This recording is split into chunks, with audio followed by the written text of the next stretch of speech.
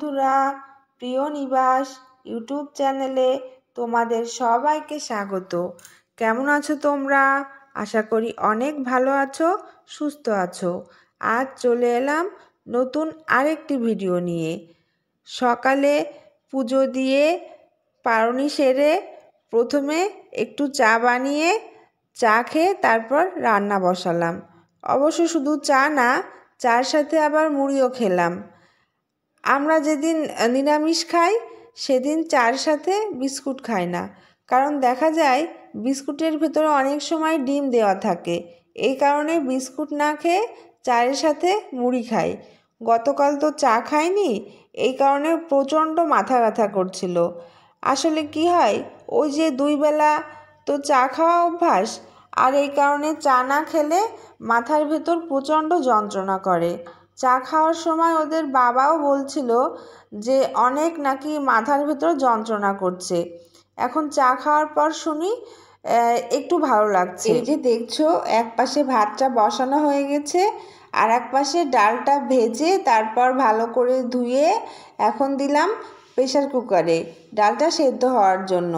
আর এর ভিতরে দিলাম একটু লবণ আর কয়েকটা কাঁচা লঙ্কা। ডাল সেদ্ধ করার সময় আমি আবার ডালের ভিতর একটু লবণ দিই। এতে করে কি হয়, অনেক সুন্দরভাবে খুব অল্প সময়ে ডালটা সেদ্ধ হয়ে যায়। আর এই কারণে আমি ডাল যখনই সেদ্ধ করি তখনই একটু লবণ দিই। আমরা কিন্তু শুধু ভৈমী একাদশী বলে না, সব একাদশীতেই একাদশীর আগের দিন যেমন নিরামিষ খাই, ঠিক একাদশীর পরের দিনও তেমন নিরামিষ খাই।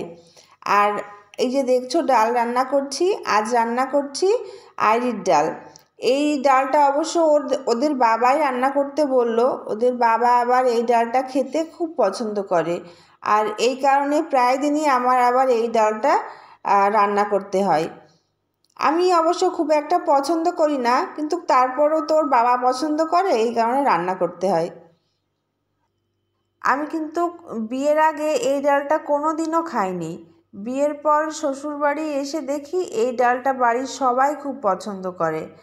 আর ঠিক যেদিন এই ডালটা রান্না হতো, বাড়ির সবাই তো খুব ভালো খেত, কিন্তু আমার আবার খুব সমস্যা হতো, কেমন জানি একটা লাগতো আমার কাছে। তবে এখন খেতে খেতে আগের মতন আর খারাপ লাগে না। আসলে সবার সাথেই হয়তো এটাই হয়, সময়ের সাথে সাথে অনেক খারাপ লাগাগুলো ভালো লাগায় পরিণত হয়, আবার অনেক ভালো লাগাগুলো খারাপ লাগায় পরিণত হয়। ওই যে একটা কথা আছে না, যে মেয়েরা হচ্ছে পাত্রে রাখা জলের মতন, যেই পাত্রে রাখা হয় সেই পাত্রের আকার ধারণ করে। তো ব্যাপারটা ঠিক তেমনই।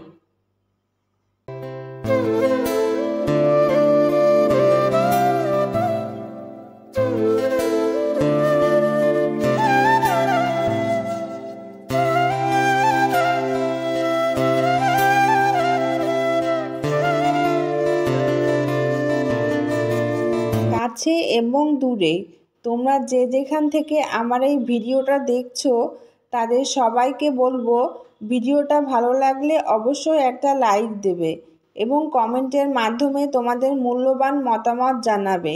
আর তোমরা এখনও যারা চ্যানেলটাকে সাবস্ক্রাইব করোনি কিন্তু ভিডিওগুলো দেখছো, তারা এই রকম আরও ভিডিও দেখতে চাইলে অবশ্যই চ্যানেলটাকে সাবস্ক্রাইব করো।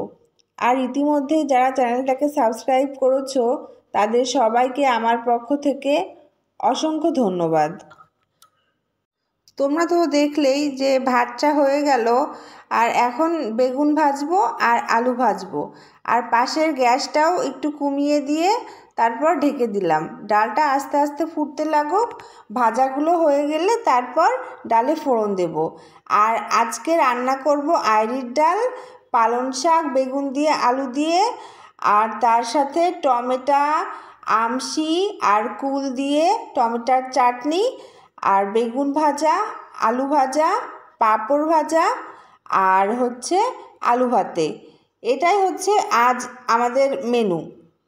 আজ তো অনেক সকালে ওঠা হয়েছে, আর এই কারণেই প্রায় সব কাজই কমপ্লিট, শুধু রান্নাটা করলে হয়ে যাবে। তো রান্না করতেও বেশি সময় লাগবে না, কোটা ধোয়া সব কিছু কমপ্লিট করাই আছে। শুধু রান্না করতে যতক্ষণ সময় লাগে আর কি। আমরা বাড়ির 4 জন মানুষ, আর খাওয়ার ক্ষেত্রে আমাদের 4 জনের 4 রকম পছন্দ। আর এই কারণে প্রতিদিন রান্না করতে যাওয়ার আগে আমার মাথায় একটা বাড়তি চিন্তা থাকে যে আজ কি রান্না করব। কারণ যেটা রান্না করব সেটা তো আবার সবার পছন্দ হওয়া লাগবে, আবার পছন্দ না হলেও তো সমস্যা, খাওয়ারটা ঠিকঠাক হয় না। আর এই কারণে আমার আবার ঘুরিয়ে ফিরিয়ে সেই একই রকম রান্না করতে হয় প্রতিদিন। আর এই একই রকম রান্না আমার প্রতিদিন করতে ভালো লাগে না, কিন্তু কি আর করা যাবে, তবুও রান্না তো করতেই হয়।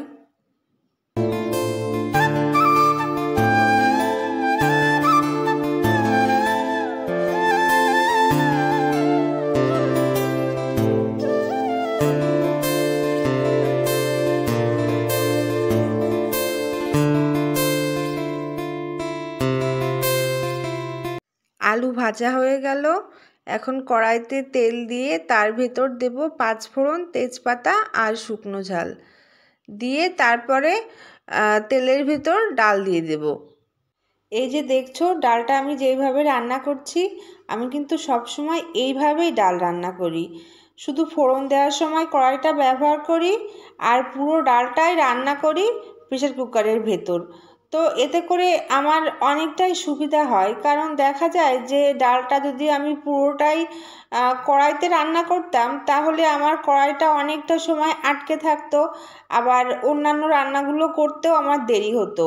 আর এই কারণে আমি প্রেসার কুকারের ভেতরেই রান্না করি, এতে করে আমার কড়াইটা বেশিক্ষণ বন্ধও হয়ে থাকে না, আবার অন্য কোনো রান্না থাকলে আমি ঝটপট করে ফেলতে পারি, এতে আমার অনেকটা সুবিধা হয়। আর এই যে ডালে আমার ফোড়ন দেয়া হয়ে গেল, এখন এই কড়াইতে বসালাম শাক। আজ আমি শাকটা রান্না করব 2 সোমবারাতে। 2 সোমবারাতে বেশি রান্না করা হয় আমার, অবশ্য আমার মাও 2 সোমবারাতে রান্না করে, আমারও আবার খুব পছন্দ 2 সোমবারের রান্না। আর আমার বেশিরভাগ রান্নাই তো আমার মার কাছ থেকে শেখা, আর আমি এই কারণে 2 সোমবারাতেই বেশিরভাগ রান্না করি। শাকের ভেতর লবণ, হলুদ আর কয়েকটা কাঁচা লঙ্কা দিয়ে তারপর শাকটা একটু নাড়াচাড়া করে ঢেকে দেব। তারপর যখন শাক থেকে জল ছেড়ে দেবে, দেওয়ার পরে একটু জলটা শুকিয়ে যাবে, তখন শাকটা নামাবো। নামানোর পরে কড়াইতে তেল দিয়ে তার ভেতর দেব 5 ফোড়ন, তেজপাতা আর শুকনো ঝাল দিয়ে তারপরে শাকটা ঢেলে দেব।